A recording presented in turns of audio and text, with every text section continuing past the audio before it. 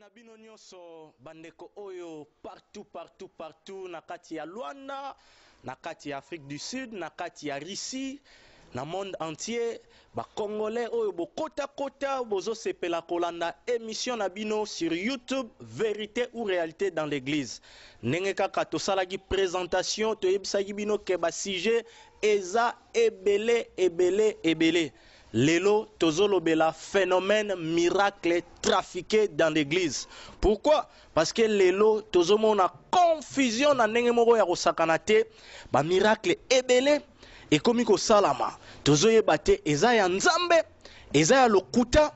Voilà pourquoi nazanga moko te lokola réalité ou vérité dans l'église tokoki kotika na kati ya plateau te lelo na gauche na ngai tozana ndeko oyo ako se présenter et puis na droite na ngai na zongisi lisusu pasteur Abdon Mandefo oyo na yambaka a dénonçaka ba mauvaise pratique na kati église. Malheureusement jusque là nanu tomoni appel moko te na ngambu ya ba opposant pona koloba makambo oyo ya lobaki eza ya lokuta. Donc biso tozawana rien que pour la vérité. Bobo sanate que la vérité est une personne, c'est Jésus-Christ de Nazareth.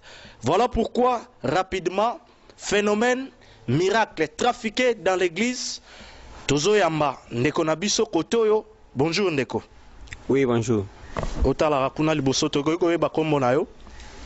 Comment on frère Trésor? Frère Trésor, Okutani Nabiso, vérité ou réalité dans l'église. Et là, on y a qui Oya Kolukabiso. Parce que nous avons victime. Parce que Esaïe na ndeko pasteur mo tozaki na ye pasteur senga pe musala yango ya miracle fa ba futanga mbongo nga me ba pesa nga mbongo ba pesa kinga mbongo nga te. Il paraît que ouais, zala libre frère. Ba to solo ki na ndeko pasteur était ceux qui na convention na ye biso to zala wana lokola bakoka. Après ba miracle temps avant de prier biso tola ta lokola batumoko balati ba tie bango lokola muto azaki na koka azaki koka après prière nde mutu à se rétablir. Donc après wana nde fallait à devoir nga $100 mais après c'est nga $100 on te amoni na dénoncer. Ah donc ceux te comprennent bien oyende ko réclamer mbongo ya musala na osalaki c'est ça? Oui. Bandeko, vérité ou réalité dans l'église. Na sepeli parce que et tombé pe ndeko oyo toyambaki la fois passée na phénomène affiche panneau publicitaire lokola za pasteur ensemble nga na zawana pona kosunga to bimisa ba vérité. Frère oyebisi biso kombo na yo? Comment on a fait Trésor? Trésor. Aye ko réclamer mbongo na ye alobi asalaki musala yango nini babengisaki bango na convention akoselaki ke akozala koka batelemisi ye bato bamoni miracle loboko ya Nzambe mais mbongo ezalaki. Vérité ou réalité dans l'église tokoloba nyonso na busolo sauf rien. Est-ce que okoki ko préciser biso clairement kombo ya pasteur oyo alingaki yo obima lokola koka et puis église na ye eza na ville nini na commune nini kombo na yango et puis kwazadi yango esalamaki wapi na mwa pe nini? Oui, kombo ya pasteur eza pasteur Fredi Manzanza. Croisade yango esalamaki na février le 14 février 2014 ka oyo ezalaki na Maluku. Bato bazalaki belé bato batondaki bato balandaki yango soki pe bamoni elongo nanga bacomprendre ke eza ngandi banomona koka mais ezalaki nango mensonge nazalaki nanga koka te barekomanda ye ngaka ndenge wana mpona mbongo mais malheureusement mbongo mpe bapesi na bango nga te yango namoni nangaki na ta dénoncer. Bien aimé bino bapasteur bandimi oyo biso nyonso lelo tozokuri makambo ya boende kwa eko luka biso vérité ou réalité dans l'église pour que a réclamer mbongo na ye. Frère olobi pasteur amelaki yo mbongo. Mais kotala yo ndenge ozo dénoncer oye ko réclamer mbongo to oye ko dénoncer que oyo obane ko sala mabe. Non, confesser. Non, ngai vraiment nainde ko confesser était Jésus-Christ au kelanga mawa parce que na saki yango bon na lo ba te volonté na ngate. Na bezala ka volonté na ngai. Po tongo ba proposer ngai tellement lebe que ça faire mbongo na kendaki. Et na kendaki par après na ko ba vérité na ko ka maloba nzambe kitisinga ma miss na mona ke en tout cas pasteur nanga vraiment propre na fundi nanga été mais so zo nanga en tout cas à se repentir a bon la nega mutema po na boy ko ma fardo ane belé ba mona ke yende big senga or ezaki na mensonge ya on a mona na confesser Jésus-Christ a que la mawa. Ah donc bandeko to comprendre bien que soki ndeko olobi kombo trésor aïe comment on a biso vérité ou réalité dans l'église ezate pour à réclamer mbongo nae parce que na temps wana olobi na mois ya février oyebaki keza cop yangwana olingaki ba pesa yo mbongo mais malheureusement ba pesa ki yo mbongo te et après lokola o jui conscience oyoki maloba na nzambo comprendre que eza mabe voilà pourquoi oye na vérité ou réalité lokola tozo lobela ba vérité pour que au confesser publiquement même na bandeko ba monaka na ba chaîne ya télévision ya Kinshasa ke koka wana telemaka o loba yango clairement que zalaki ya lokuta c'est ça. Ah eza bon eza vraiment. Merci beaucoup bandeko bozolanda biso partout vraiment ezo sala mawa mingi toyebite tokomi wapi tozolobela phénomène miracle trafiqué dans l'église. Bonjour pasteur. Bonjour ndeko molingami. Vraiment koyoka oyo ndeko trésor azana gauche nanga lobi ezo sala mawa mingi. Pourquoi bino ba pasteur bokoki kokoma na lokuta koleka meme ba païen pona kosala makambo boy? Ndeko yesalinga pasi lokola yo na uté koloba tout à l'heure tango to sala ki élément liboso que même si aux hommes na panneau na ba fiche wana c'est juste pour attirer les gens et pas ya bateau non pas à Christ. Oh ils ont déjà preuve pour attester que le koso moyibe comme bateau qui no ko trafiquer comme Jésus Christ. Aux hommes donc et il faut to yebake ezana ba pasteur ba sa nzambe na solo. Ça il faut le reconnaître. Mais apena mi binde basé belé. Hein, c'est ça le nom qui convient pour moi. Mi binde basé belé. Donc les autres biso pe pasi loko les autres yo pasi. Comme ba amanza me baza retenu captive pour la misala mabe. Ça ce n'est qu'un aspect. Nzamba ko continuer na so biso ndeko. Nzamba ko continuer ko pesa sous ba révélation mususu, ba délivrance ya mbongo. Ozomona ba pasteur bazo ko engrosser ba jeune sœur bazo ko longolisa bon bazemi na barumbu. Ba pasteur baza makangu na bandal mais bazo sala ba action ba tout bazo landa bango. Ozomona donc o ezaka ka mwa ndambu toke malembe nzambe ya kosunga biso po peuple nzambe azala éclairé. Tango ekoki vérité il faut être à Malakinshasa. Obi yeso lobini na Matthieu 10. Abi onyo so nazo sabino na nkuku. Bon matalikola ba toiture bosa nini? Bo proclamer ngo. Ozomona esengeli kombo Yesu esakolama. Ma bene so esala na nkuku. Il y a aucun mal qui ne sera resté comme ça. Tout ce qui se fait dans les secrets sera dévoilé.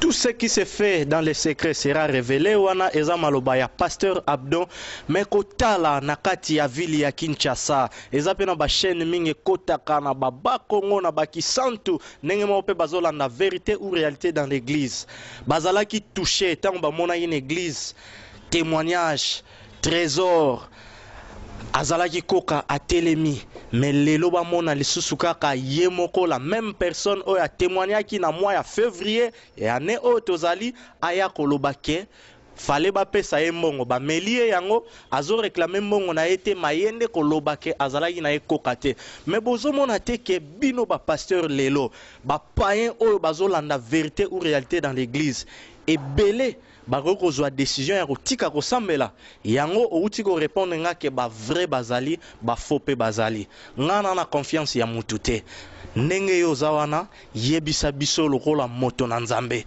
koma tokoki koyeba parce que tokomi na ntango moko ya confusion kuna bato batatolaki miracle baoyo mpe ya solo je crois na nguya ya nzambe bazosala bamiracle mais lolenge nini tokoki koyeba premièrement mosali ya nzambe ya solo bongo tokota na aspect ya miracle mosali na nzambe ya solo mpona koyeba ye eza simple yesu alobaki bokoyeba bango na mbuma na bango tu vois mosali na nzambe ya solo amibimisaka te abimisaka yesu ateyaka yesu mosali na nzambe ya solo ateyaka miracle te miracle eza message te la Bible dit le miracle accompagneront ceux qui auront cru ntango bokoteya nkombo ya yesu ne miracle osala nini ekolanda bino mais lo oyo miracle ekomi marketing frère déjà sur côté esika batie miracle liboso nga naza nayebisaki yo c'est pas mpona kokumikumisa na bénéficia ngolu ya nzambe soki babondela mpo na nga te mbele ntango mosusu naomela bakisi ya sida mbele ntango mosusu mpe nasi na kufa ozomona donc naza bénéficier la miracle mais maintenant le problème c'est que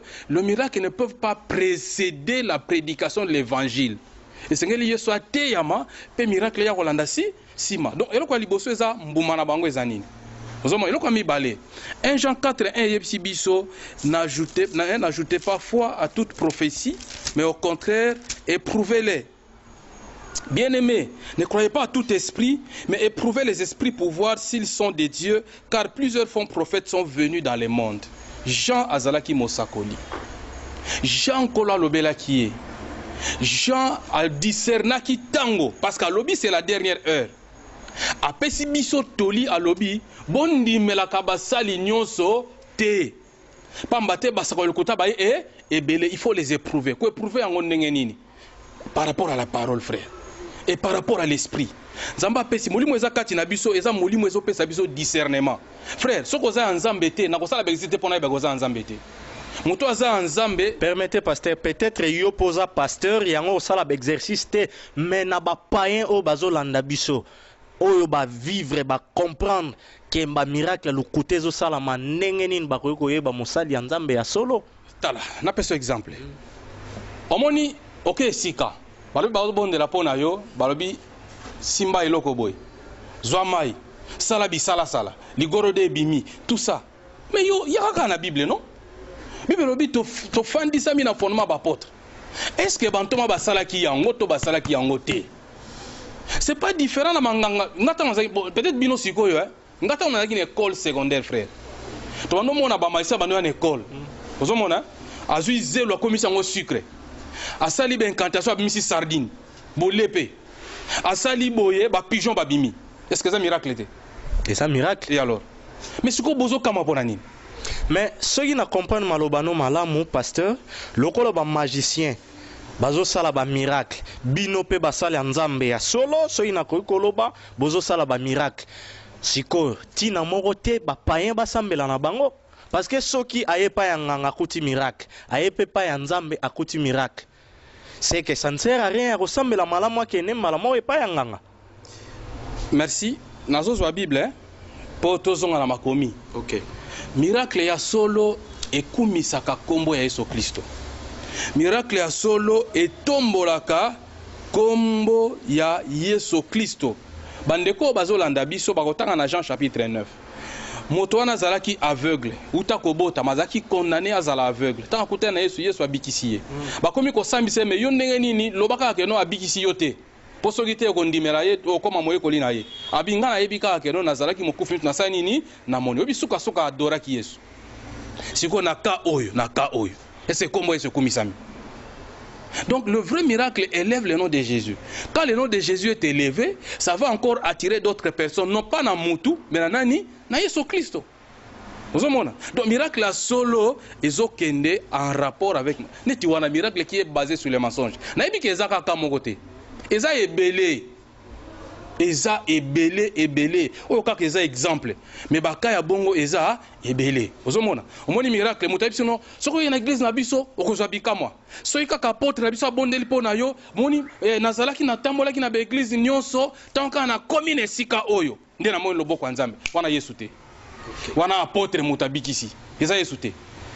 Donc si je comprends bien, na maloba na yo po bandeko ya vérité ou réalité ba comprendre yango tokoyeba miracle ya solo tangu ezokumisa kaka kombo ya Yesu Masia. Tout à fait. Et puis bambuma ya mutu wana.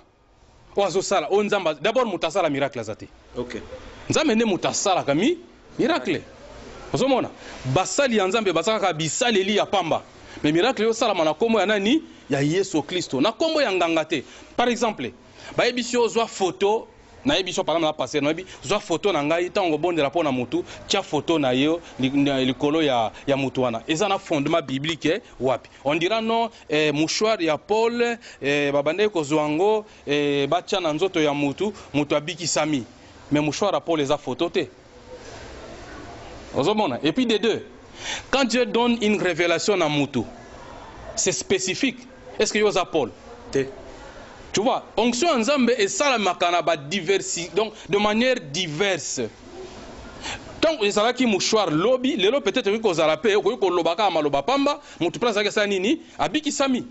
Ko kozala mutu azo leka pembe na yo. Azala ki na malade sa nini, abiki mais lini ko lobata qu'il faut absolument mouchoir ezala.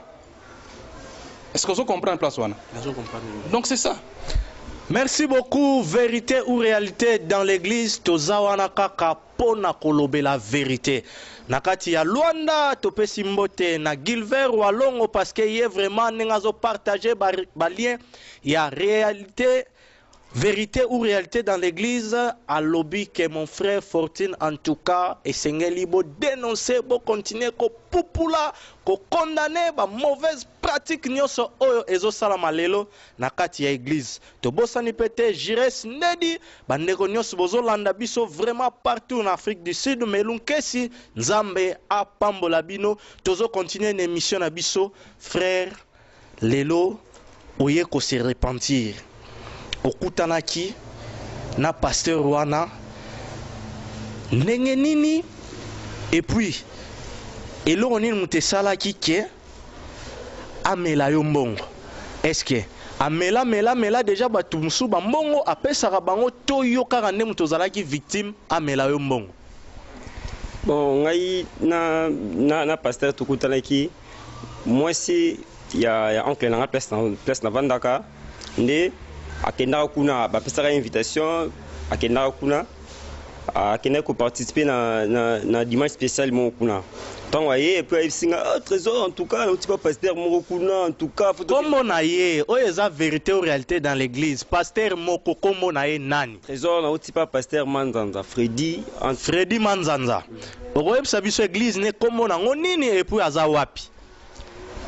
Parce que vérité ou réalité dans l'église, ils ont peut-être baza côté ba menkao et sengeli baye ba vérité que Freddy Manzanza c'est un escroc, aza infiltré bangonde baza ba race ya bato bazo fingisa ba prédicateur na kata villa Kinshasa malgré que belé ya mabe bazali mais nzambe na bolingo na ye aza pe na reste na ye.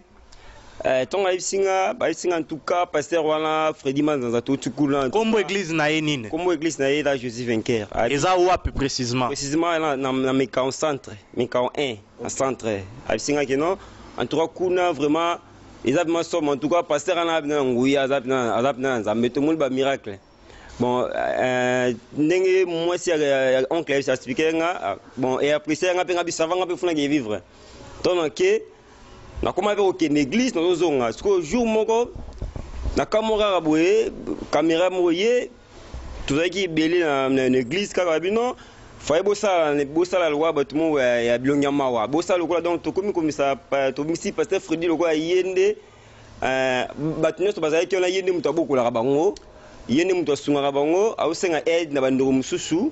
Permettez bandeko tozolobela miracle trafiqué mais quelque part tozomona ke ba dossiers ebele peut-être oyo ekoki kozalaka première partie donc à part miracle ya lokuta ezalaka pe na jour mususu caméra et yende kaka équipe ya Hop Info multiservice etambolaka na vérité ou réalité dans l'église ba yebisi bino ke non trésor botia loko neti boza na elongi moko ya mawa boza ba misérable comme ça ezala loko neti pasteur Freddy Manzanza yende mutasali sarabino c'est ça?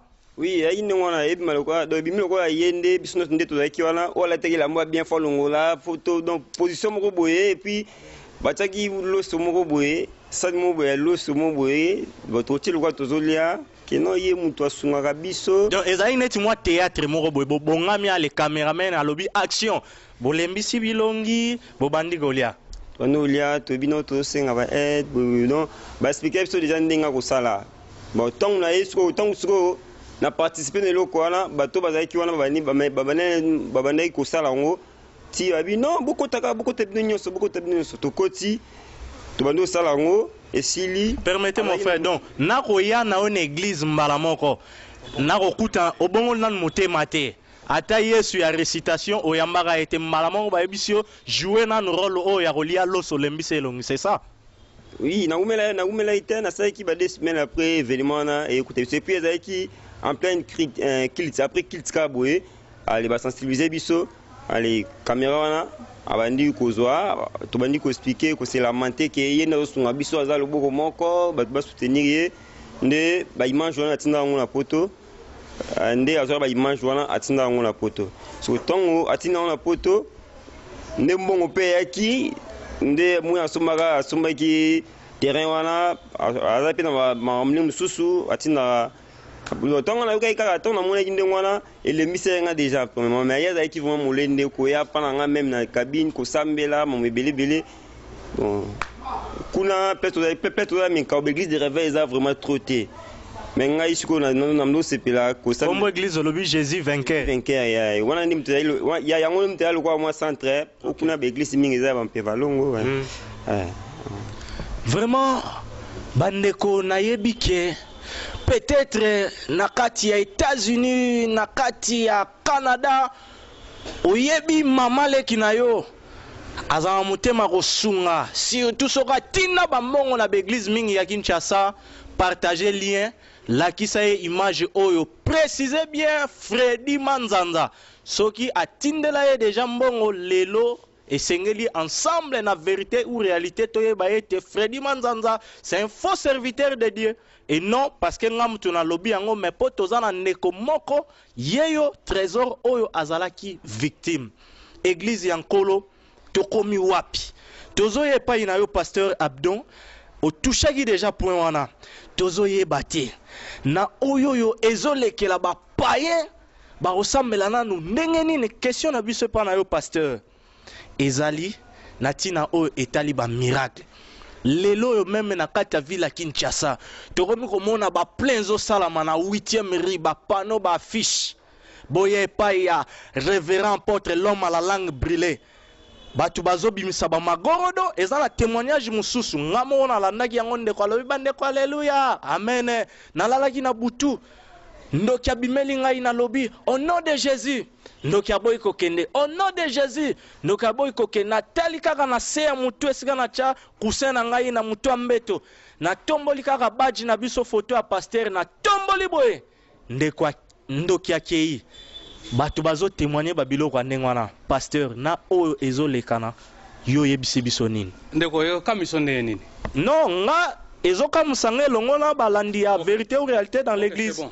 Soki na église catholique hein ba yebisa ke no miracle esalamaka na kombo ya Marie le mystère du rosaire donc miracle ezosalama mpe na kombo ya apôtre songolo c'est pas différent des catholiques ozomona parce que nakoki kondima te ke moto na nzambe ya solo tala Paul par exemple tala Barnabas bakomi na mboka Lystre nzambe asaleli bango balingi bapesa bango lokumba la Bible dit ils ont déchiré les vêtements parce que balingi ozwa problème na nzambe te la Bible dit Dieu ne partage sa gloire avec personne mais que na 8e rue et c'est quand le culte de l'homme fandi penza yango wana azana ba tokolobela ngo azana ba pire petit na ye le but c'est seulement de parler de l'homme de Dieu.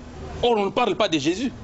Et il défend même la parole de Dieu. Dans le texte dernièrement, il parlait de l'homme, mais tout le monde a réponse. Ils ont déformé Maloba Nzambe pour élever quelqu'un. Toi, tu vas appeler ça que Dieu est là-dedans.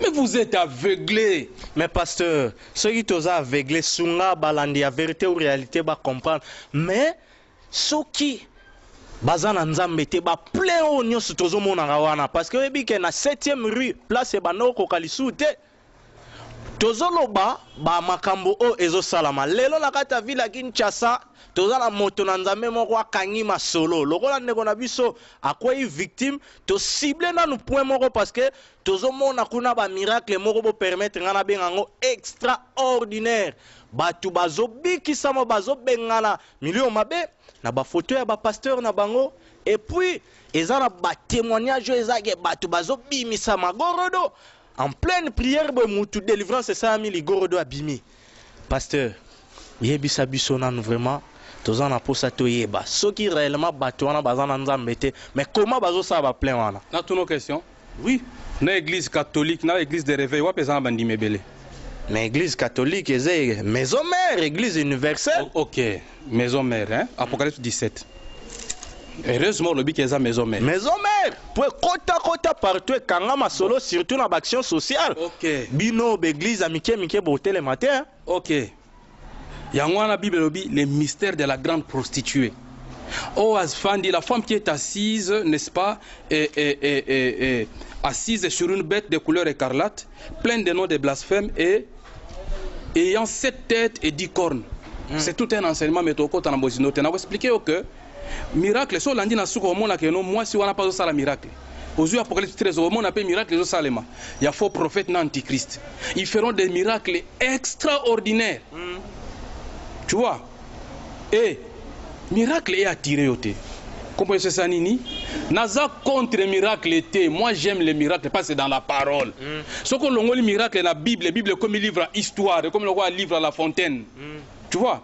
Mais les miracles ne passent pas avant. Miracle c'est et tombe la moto. Tu vois?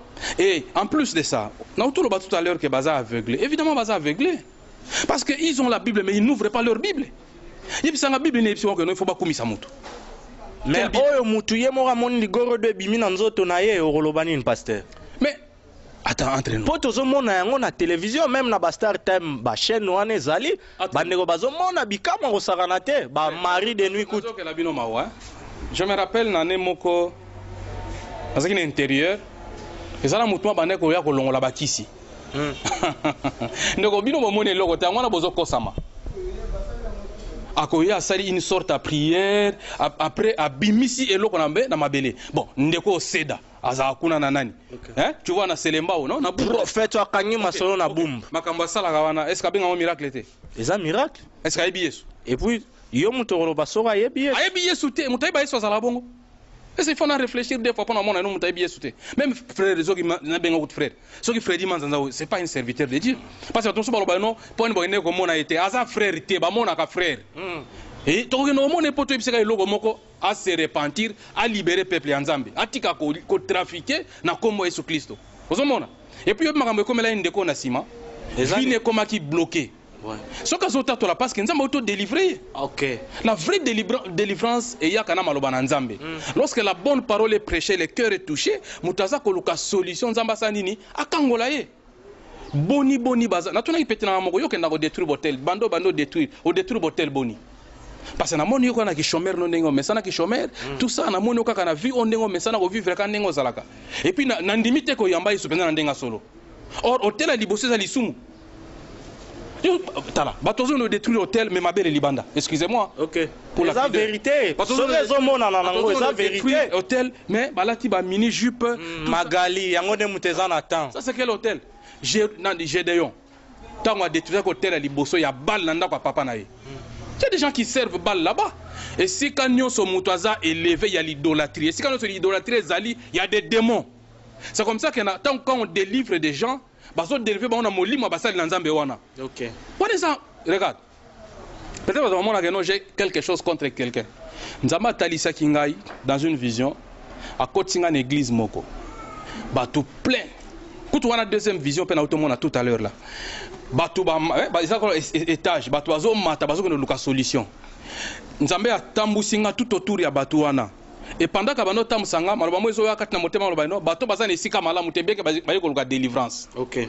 Il faut que à Yesu na busolo. Pour que la délivrer la délivrer tout à l'heure. Pour que tu miracle solo. Quand balobi ki no mutabi ki sami na sida, ezate na kuzo ke ndakomela bakisi. OK. On a rechuté. On a batela ki mibe côté, oboye na boite. Quand Dieu délivre, il délivre définitivement. Ok. C'est ça Dieu. Dieu ne se calcule pas. Non, tu sais, même les passés là, d'abord, Dieu va les frapper. Ok. Dieu va le frapper. Et on se base dans la situation. On dit que nos pasteurs au Kosa. On dit que pasteur nous a makangu. On dit bien très bien. On dit que pasteur nous a makambe à trafiquer à drogue, ba diamba tout ça, à frapper à monnaie que on dit bien on ça a été. Nzambe a frappé au soko bon limote maté. Parce que la masse qui n'a mal au Nzambe té. Basala kama seki na maloba nzambe te na yebi ke na kati Afrique du Sud mama na Jennifer moyekuta telema eza lisusu te melunkesi parce que bango baza parmi batu oyo bazelaka vraiment vérité ou réalité dans l'église to bosani pete malembo mana kati ya Russie en tout cas onyo bozo sala ba lien bozo partager motivation na biso eza kaka wana pona ko ramener na surface ya nyonso oyo ezalaki caché parce que Bible eyebisi biso to dénoncer to condamner ba œuvre infructueuse ya ténèbres. Voilà pourquoi ndeko trésor tozongi lisusu na ngambo na yo tala ba ndeko ya vérité ou réalité bazolanda yo soki réellement malgré autant kombo ya pasteur Freddy Manzanza tokozongela ngo lisusu mwa muke salela biso nanu mwa spectacle mwa mukie po biso tozana ba image wana te oyo ozalaka koka ezalaka mwa ndenge nini démarche nini oyaka nango avant batu bamona ke nzamba bikisi yo boye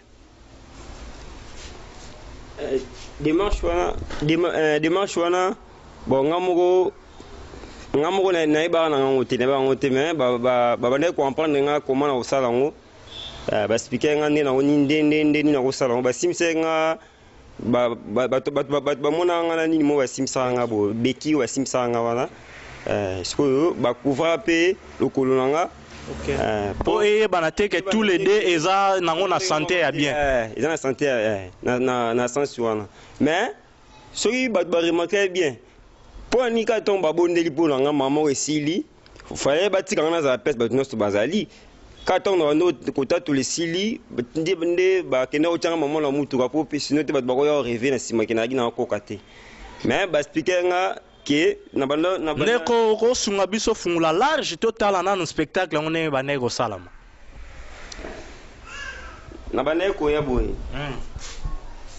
na baneko benda lokoloka o ya gauche donc yaka boy solo kolo bando yaki lokwa kozonga lisusu bandela ngo bandeko vraiment bamona ngo bien bandeko toyebite vérité ou réalité dans l'église tozawana pona koloba vérité pasteur Freddy Manzanza kanga masolo na menkao azo combattre ba musulman batadi budidia kongo nzoka ne bango nyonso bazana bango le fufu de même mbadi azo infiltré oya batamina sima ya kombo ya Yesu Masiya. Voilà pourquoi bino bandeko oyo boyebi ke botindela ye bambongo asomba terrain soi-disant zotongela nzambe tempelo tala ba comédie oyo Freddy Manzanza zo sala kolandisa mala maloba ya ndeko oyo toyambi pasteur Abdon alobi ke genre ya mutu ya boye aza même pas digne ya kobengama serviteur de Dieu ndeko lakisa biso obandaki kotambola ndenge nini nasimeki beki na albo à gauche. OK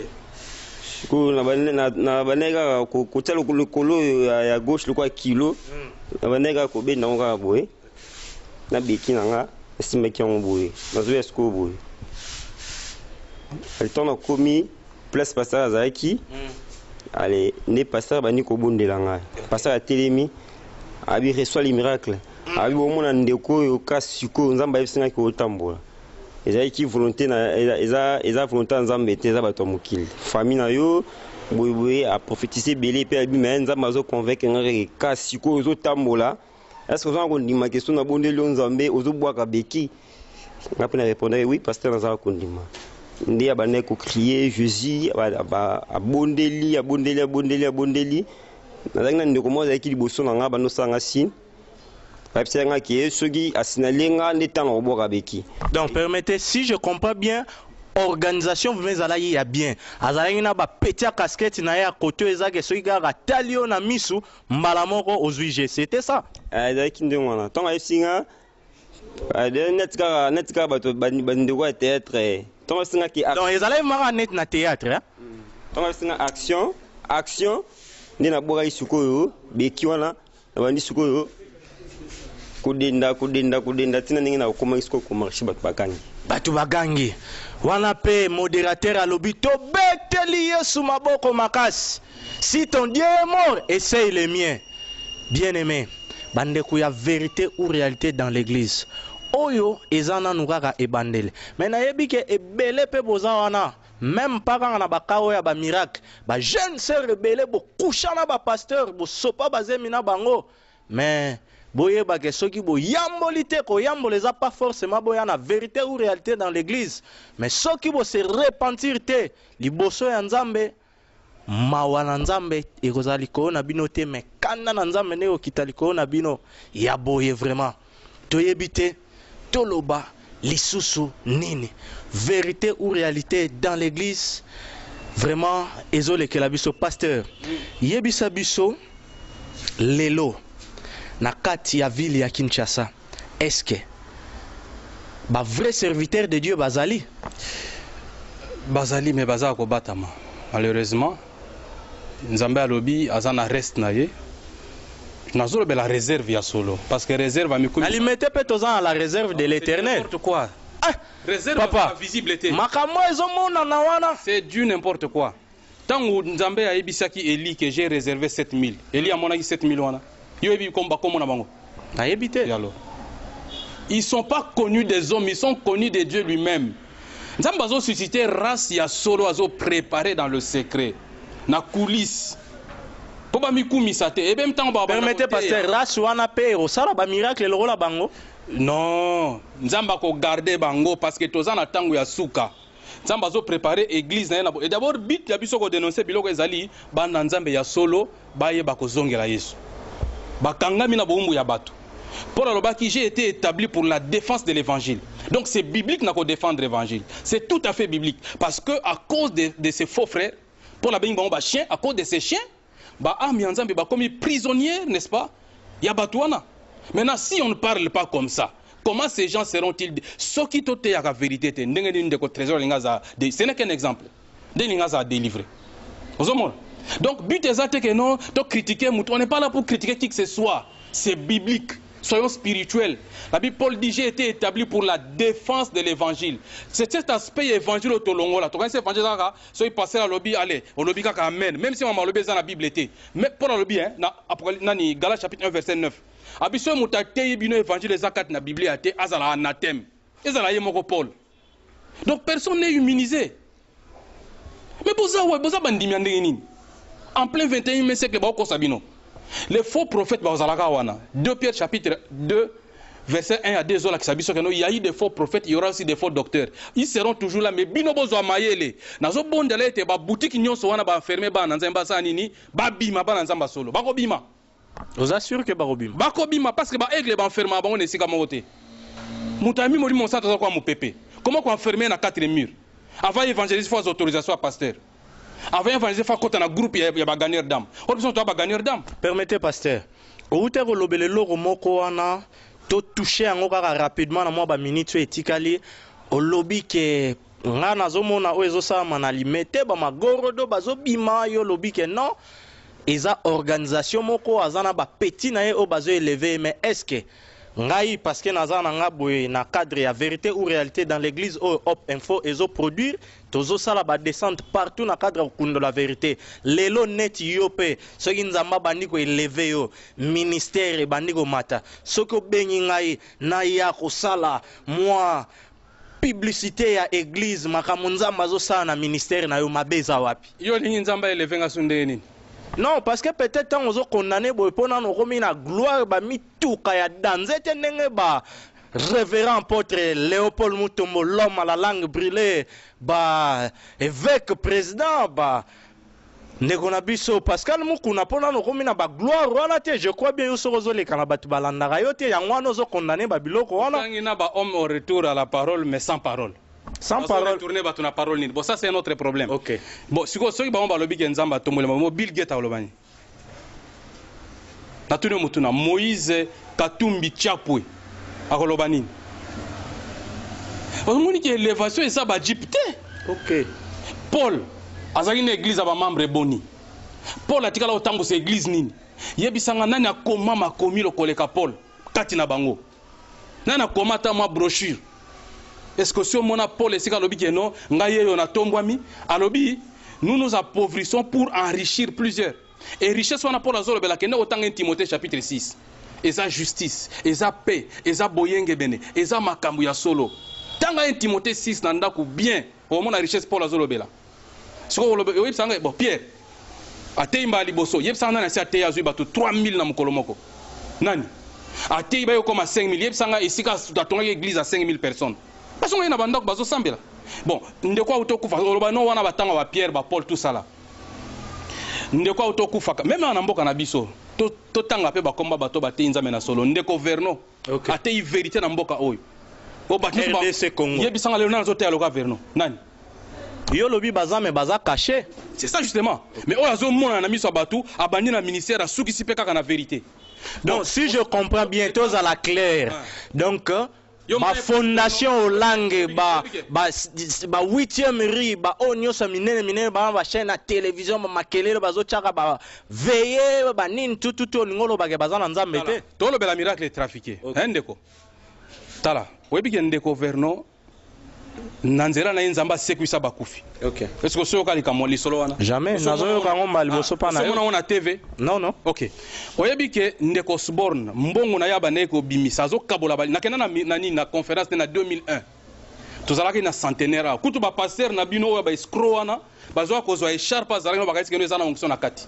Tango ba neko bonde la miracle ezo salema. Yo si omona isika basali campagne ya koloba keno bazo présenter marketing à miracle Osborn na sali. Non, peut-être que Yaza américain. Non, yebisanga nani azala utiliser na évangélisation de masse lokola Osborn na keke na biso. Mais tozo mona pe ba Esther Malela londi bazo yana ba municipal ba plein. Yo zo lobela su ba guérisseur. Banganga bakende ko fongola ba boutique ba sala kinganga na bango. So mutaza guérisseur Maman 100 jours. Parce que baza basali nzambe bakangi masolo na ville ya Kinshasa. Ndeko. Bazozwa ba dime ezo utaka pe partout na monde. Naza kutuna témoignage na ye moko ndeko moi kende conférence na ye. C'est un témoignage vrai. Campagne auto ça na masina calamité. Ndeko wana ke akene po ba bondela pona. Ya samela l'église ndeko moto solana ye. Ake kuna azongi non seulement na maladie akene nango abaki so maladie mususu. Tant à qui a bon de la pona ye a payé 25 000 francs à un hôpital. Mais il y a une télévision sur le big sa malade nyons. A payé 25 000 francs. Non seulement les collègues sur la tête, ne quoi sur le papier souté. Oh, il a fallu de comme ça que nous bon de la pona ye. Bon, c'est quoi il s'en gagne. Bah, Jézabel au bâton 10 000. Non, entre nous. Mais eza na bande omusuba koloba oui pasteur ozo sale fort nyos ozo loba eza na kati ya Bible. Mais Bible peut quelque part elobi ne jugez point et surtout ne touchez pas mais ouais. Omoni sikande zo boma bino ngona ne jugez point qui? Musala nzambe te. Nde na zabo ina ko juger mupagano te. Nzambe ne mutao juger bango. Paul alobi bino nde kwa sale kobo au lieu ça la bino passe sale bino passe mais nga na condamner mutwana. Non seulement juger sanini na condamner. Frère, ce qu'on l'a dit comme moi, Christo, il faut tout l'endre la vie na yo. Ce qu'on a clairité, il faut loba. Nimbe so bandeko. Au côté a pe souté. Au bali, au divorcé, au se remarier, au côté a souté. Donc c'est que ba mukuna bazana problème na yo. Je point bato libanda. OK. Mais ne naka deuxièmement, ne touchez pas à mes ouin. Est-ce que to beti mutu? To beti te. Si on dénonce mais ba vérité ozo loba, oza clair ya loba ke bazana nzambe te za ba miracle lokuta eza jugement moko te ya makasi kutu koleka kobeta. To ramene bato na parole. Ouais nzambe zanani. OK. Ouais nza mutu no sambi Yesu non? Yesu loba ni l'esprit du Seigneur est sur moi, il m'a ouin. Qui n'a pas l'esprit du Seigneur? Nous sommes tous des ouin. Dans les que no ouin zaka etuluku ya bato. Bon nzambe so za ouin. Bon maintenant verset wana pe etali ba prophète ya sikote. Ezalaki ba prophète akala.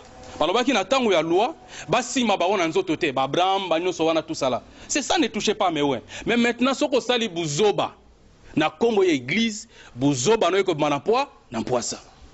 Vérité ou réalité dans l'église buzoba na yo ekobima na mpoisa. Avant to chiter na pasteur Abdon Mandefo ndeko trésor yebisa biso nanu. Est-ce que numéro ya liboso ezalaki nanu 2 semaines après koya na kati église oyambi nanu Yesu te bayebisi yo ke no caméra ya ngwana lata bilamba oyo toboka toboka lia loso mafuta mbila oyo lembise elongi azwaka mbongo bandeko wana Fredy Manzanza pasteur oyo ndeko na biso azo dénoncer lelo po a se ressaisir ke ya kanisaka yango cop menzoka nde ezalaki abomination contre Nzambe. Siko na numéro oyo ya miracle est-ce que asali yango kaka epa na yo moko to na kati ya groupe na yo wana na ba petit na yo wana staff na yo wana bakenda pe ko recruter bato côté mususu? Oui, pour ngai ya liboso kutu na ba te ya liboso na kasaki vraiment dans Nzambe nde abikisi bango. Na mona ki na convention malgré na kati église mais en tout cas kaka na collège pastoral wana ba yokana ki bakenda za batumo quelque part mi balé apesa ba mbongo. Combien? Bon, on va payer $100 chacun. Il y a un tarif au baébi. $100. Bateau na mi balé, la convention est liboso, oui ça là qui a comment vraiment l'ampleur belé. Bateau na to ba $100 wana ndé ba ki ton ba a celle bon miracle ndé ko senga ki ndé e ko sala ki bato ba avoir vraiment ampleur belé. Sur la deuxième convention, fallait luka bato mususu. Il fallait que les mêmes bateaux là se présenter à Monica nombre on les mêmes bilons, il faut bateau mususu. Na numéro ya sika. Na numéro ya sika. Parce que les environs wana mon équipe moi ba ko ba voir mutu mo be wana les environs za te po ba ibani. Parce que moi au les ala été. Parce que lokola maluku ba bingate yango bazo apengai bazo misinga lokola mutu mo bo za ki na azaki azakoka ayika ko participer na convention. Moni longi na Nzambe Nzamba bikisi a sécuit et pardon azaki boité à télémi à tamboli. Et salami na mois ya février. Et ça mène na février les 14 février 2014 ba to maluku so ba langa ba pelo na ngabe. Bande ko maluku na ba oyo botalaka na TV miracle ya le 14 février soit disant pas ya moto na Nzambe Fredy Manzanza ezalaki nango ya lokuta. Vraiment numéro ya ngwana bobenga ebele na 2 minutes tolingi to chite na yo pasteur. Na yebike oyo ezana no mukie bande ko ebele baza ba victime na ba domaine ebele epai ya ba pasteur nazana posa na moi 2 minutes oyo poto clôturer émission na biso oloba moi liloba moko epai ya ba ndeko basi pe mibale oyo baza ba victime ya ba faux prophète ya ba faux docteur, il y a ba faux pasteur et puis message au ressources na yango et pas il y a ba pasteur au baza conscient que baza lisune eloko nzambe te mais ki nzondo spirituel les autres continuer kaka. Eloko ya mona ko bisa ba onyo so baza ba victime loko ndeko na biso trésor ya ba sakola lokuta. Bozwa courage ya ko dénoncer misala wana na kombo na so Kristo. Bible lobi c'est pour la liberté que Christ nous a franchi. Kobanga mutute. Dieu te ils ont tous les moyens. Il y a que ça là-bas, mais il faut que non, celui qui est en nous est plus fort que celui qui est dans le monde. Tu vois? Donc Jésus lui-même est derrière l'affaire. Yoko banganani. Bible lobi o akolinga molimo na ye koleka Yesu Christo, il va le perdre. Tu vois un peu? Mais celui qui perdra sa vie pour Jésus, n'est-ce pas? Il aura la vie éternelle. Tu comprends? Et puis deuxièmement, message par rapport à Batouana. Nga un message pour la bangote. Peut-être comme ça yo. Mbali bosso ça l'émission nga. Mais pasteur, bato ba message na même la télévision na un message pour na bangote parce que la Bible dit ba o baza déjà égaré, ba ko continuer ko za égaré, ba ko ka bongo. Na za na message ka pona ba amanzambe. Ba zongela nzambe. Donc ba collègue na yo bango et le collecté. Bango il faut une grâce particulière. Oui, même parmi les chefs juifs. Les hommes sous bandime ke so azan mwana nzambe, mais pona ko banga ba benga na bango na synagogue, ba boye kondima. Bon, même sous peut-être bazalo ko ba Nicodème ba koya na kuku. C'est pas un problème. Mais vraiment, bah la toucher par une grâce particulière en Zambé.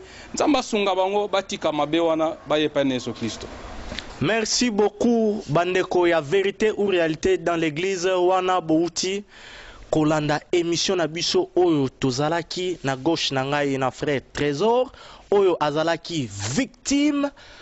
Il y a faux pasteur Fredy Manzanza église Jésus vainqueur afandisa masolo na kati ya Menkao ayaka na ba caméra alaiti bango ba bilamba tombola etoboka toboka ndenge basalaka ba théâtre bolia baloso mafuta bolo bake azo sunga biso bochaye maboko bino bandeko bozali banda kosunga mosala na nzambe eza bien mais moi suivi pe ezalaka po ba jari ya batu ya boye vraiment eza mawa mingi. Merci na Hop Info multiservice na équipe na yango ya presse mobile oyo bazali ko accompagner biso partout parce que lelo to kitaki kaka pona ko solola na ndeko Trésor na pasteur Abdon oyo ensemble tolobeli phénomène miracle trafiqué. Yo pe ozolanda biso ozala victime koyoka sonité yaka tozawana nenge ndeko uti koloba vérité ou réalité dans l'église tozo condamné eloko moko te toza pe pour mutu moko te soki yo kobengango critique etali yo mais vérité o tozo poser comme fondement comme c'est Jésus-Christ de Nazareth tozana posa nyonso to confronter yango na maloba na nzambe.